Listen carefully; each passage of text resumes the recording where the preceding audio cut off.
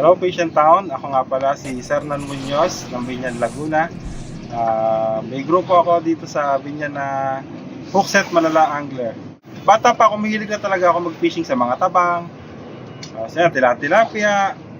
Tapos nung tumagal-tagal hanggang pagtanda ko, nadala ko na. Simula nung 2020, nagsimula na ako mag-alat niyan.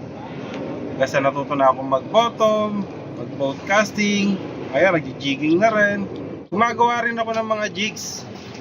Nagko-customize ako ng sarili kong jigs. Ang method ng fishing natin is bisan pagka nagkakayaan ng tropa doon sa amin sa tabang, nagbe-bait and wait kami ng tilapia, dalag, tumitira din kami, nagdadalag din kami, dalag hunting. Yan. Pag sa alat naman, ganun din, may bottom din, bisugo, lapu-lapu. And then nag-shore casting din ako, yung popper, walk the dog, mga ganyan. And then sa boat casting, ito nga ginagamit namin, mga 30 grams, 40 grams. Tapos, yan, jigging. Sinusubukan ko na rin ngayon mag-jigging. Yan, gumagawa rin ako ng bala ng pan-jigging. Siguro makatipid na rin. Nagpi-fishing ko kasi talagang bata pa lang ako, gusto ko na to.